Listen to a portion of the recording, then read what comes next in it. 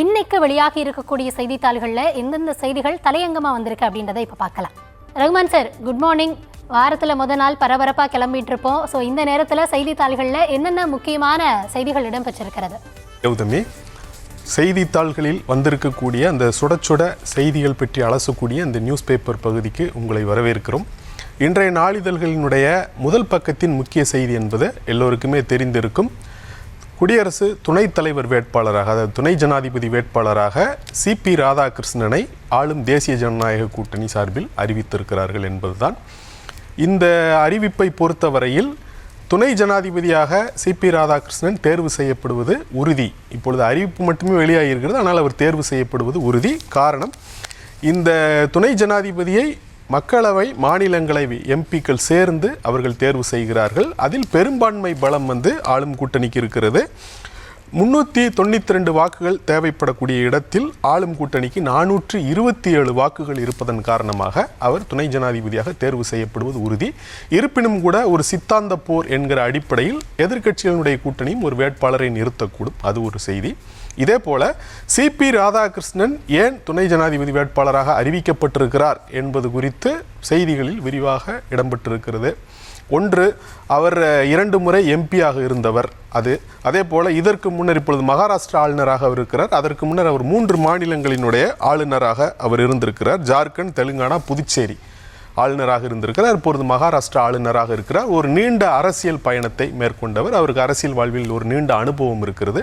இந்த track record அடிப்படையில் அவர் துணை ஜனாதிபதி வேட்பாளராக அறிவிக்கப்பட்டிருக்கிறார் என்பது போல சொல்லப்படுகிறது. இது தவிர்த்து அவர் RSS பின்புலத்திலிருந்து வந்தவர், பாஜகவினுடைய வேரிலிருந்து உருவாகி வந்த தலைவர். இதன் காரணமாகத்தான் அவர் துணை ஜனாதிபதி வேட்பாளராக அறிவிக்கப்பட்டிருக்கிறார் என்று செய்திகளில் இடம்பெற்றிருக்கிறது. இதே போல அவர் தமிழ்நாட்டை சேர்ந்தவர்.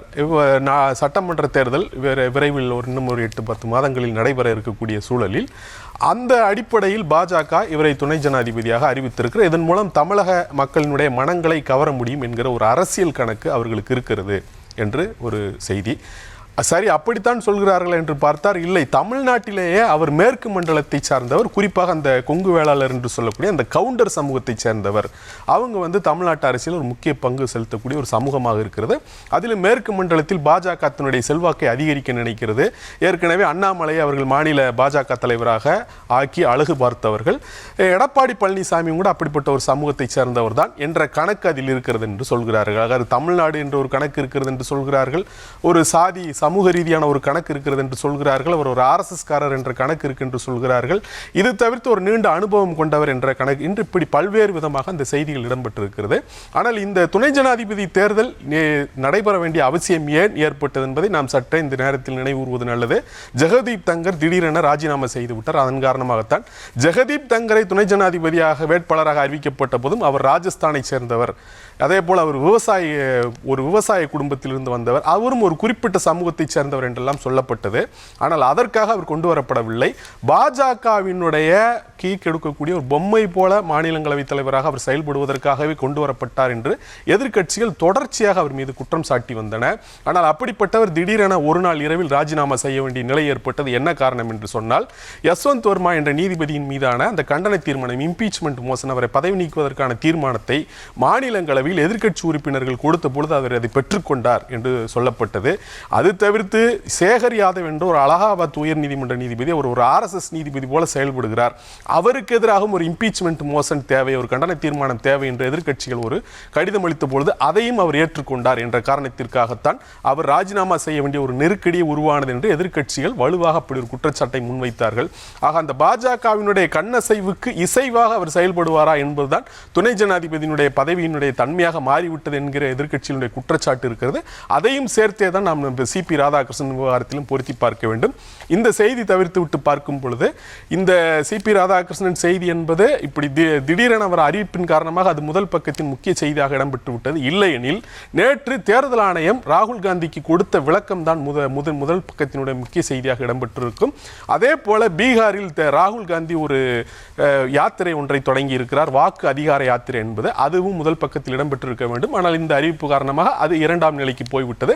ஆனாலும் கூட அந்த செய்தி மிக முக்கியத்துவம் வாய்ந்ததாக பார்க்கப்படுகிறது. ஏற்கனவே சொன்னதைத்தான் தேர்தல் ஆணையம் சொல்லி இருக்கிறது. ராகுல் காந்தி பிரமாண வாக்கு மூலமாக கையெழுத்திட்டு அவர் அந்த புகாரை அளிக்க வேண்டும். தவறினால் அவரது குற்றச்சாட்டு பொய் என்று ஆகிவிடும் என்று சொல்லியிருக்கிறார்கள். இதை தவிர்த்து வேறு சில விளக்கங்களையும் அவர்கள் சொல்லியிருக்கிறார்கள். அந்த விளக்கங்கள் ஏற்புடையதாக இல்லை என்பதை நேற்று பார்த்தவர்களுக்கே தெரிந்திருக்கும். ஏன் முகவரியில் பூச்சியம் இருக்கிறது, அப்பா பெயர் ஏன் HDFC என்று இருக்கிறது என்ற கேள்விகளுக்கெல்லாம் அவங்க பாலத்திற்கு கீழ் குடியிருப்பவர்கள், வீடற்றவர்கள், இப்படி எத்தனையோ ஏழைகள் இருக்கிறாங்க, அவங்கெல்லாம் நாங்கள் வாக்காளர் பட்டியலில் சேர்க்க வேண்டாம் என்று அவர் ஒரு கேள்வி எழுப்பியிருக்கிறார். ஐயா சரி, நீங்கள் பாலத்துக்கு கீழே இருக்கிறவங்க வீடற்றவர்களுக்கெல்லாம் வாக்காளர் பட்டியலில் சேர்க்கிறது சரி, அவங்ககிட்ட போய் 11 ஆவணங்கள் கேட்குறீங்களே, அவங்க குறைந்தபட்சமாக வைத்திருக்கக்கூடிய ஆதாரையும் ரேஷனையும் ஏற்க மறுக்கிறீர்களே, அவங்ககிட்ட போய் நீங்கள் பர்த் சர்டிஃபிகேட், அப்பா அம்மாவோட பர்த் சர்டிஃபிகேட், சாதி சான்றிதழ், சொத்து சான்றிதழ், குடியிருப்புக்கான சான்றிதழ்லாம் கேட்குறதா சொல்கிறீங்களே, இது முரண்பாடாக இருக்கிற என்ற கேள்வியை யாரும் எளிமையாக எழுப்பிடக்கூடும். அந்த வகையில் தான் அவர்கள் இருந்தது. பல கேள்விகளுக்கு அவர்கள் பதில் சொல்லாமல் மழுப்பலாகவே கடந்து சென்று விட்டார்கள். திரும்ப திரும்ப அதைத்தான் அவர்கள் சொல்லியிருக்கிறார்கள்.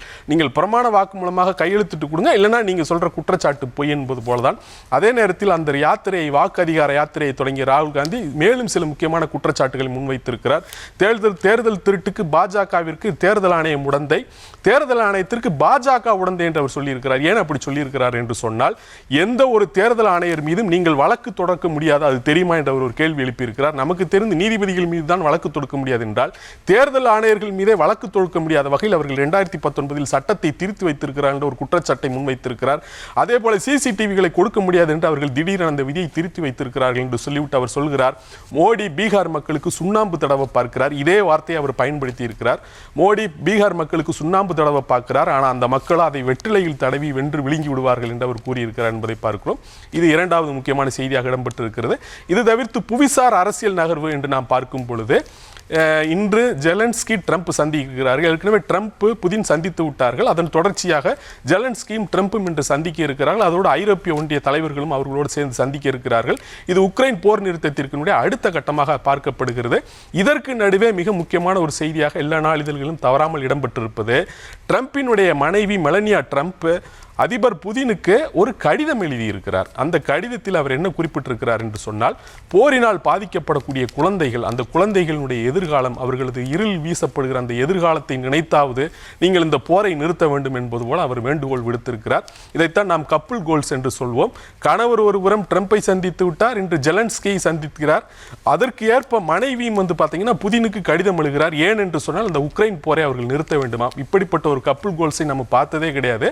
ஆனால் ஆச்சரியம் தான். ஆனால் அதை படிக்கும் போது நமக்கு உடனடியாக நினைவுக்கு வருவது, இப்படிப்பட்ட ஒரு கடிதத்தை இஸ்ரேல் பிரதமர் நேதன்யாகுவுக்கு இவங்க மெலனியா ட்ரம்ப் எழுதலாமே. அங்கு பாலஸ்தீனத்தின் காசா பகுதியில் குழந்தைகள் கொத்து கொத்தாக கொன்று குவிக்கப்பட்டிருக்கிறார்கள். 20,000 குழந்தைகள் செத்து ஒளிந்திருக்கிறார்கள்.